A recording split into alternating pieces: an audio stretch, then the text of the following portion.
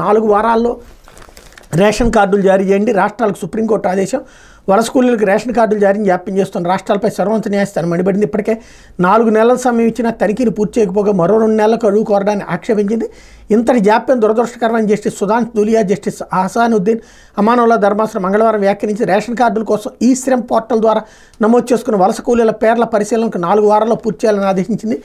ఈ గడువులోగా రేషన్ కార్డుల జారీలో విఫలమైతే సంబంధిత రాష్ట్ర ప్రభుత్వాల కార్యదర్శులు కోర్టు ముందు హాజరయ్యేలా సమన్లు జారీ చేస్తామని హెచ్చరించింది అన్నటువంటి వార్తను హైలైట్ చేశారు. లేకపోతే జమ్మూలో ఎదురు కాల్పులు, కెప్టెన్ సహా 4 సైనికుల బలి.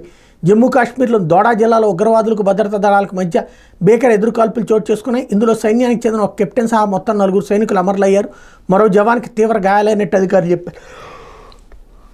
మృతులను కెప్టెన్ బ్రిజేష్ దాఫా, నాయక్ డి రాజేష్, ఆంధ్రప్రదేశ్లోని శ్రీకాకుళం జిల్లావాసి సిపాయిలు విజయేంద్ర, అజయ్లుగా గుర్తించారు.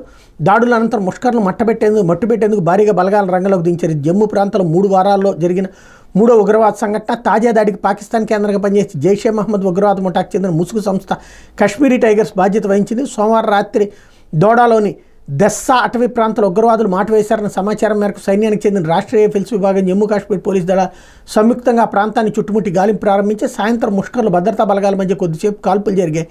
ముష్కర్లు తప్పించుకునేందుకు ప్రయత్నించేందుకు కెప్టెన్ నేతృత్వం బృందం వారిని వెంబడించి దట్టమైన అటవీ ప్రాంతంలో ప్రవేశించిందని, వీరి మధ్య రాత్రి 9 గంటల సమయంలో మరోసారి భీకర ఎదురు కాల్పులు జరిగాయని అధికారులు పేర్కొన్నారు. ఇందులో 5 సైనికులు తీవ్రంగా గాయపడ్డారని చెప్పారు. వీరిలో 4 ఆ తర్వాత ప్రాణాలు కోల్పోయారని తెలిపారు. ఆ ప్రాంతంలో ముష్కర్లను వేటాడేందుకు సుశిక్షిత పారా కమాండోలు సహా భారీగా అదనపు బలగాలు సాధన సంపత్తిని సంఘటనా స్థలానికి తరలించారన్నటువంటి వార్తని హైలైట్ చేశారు.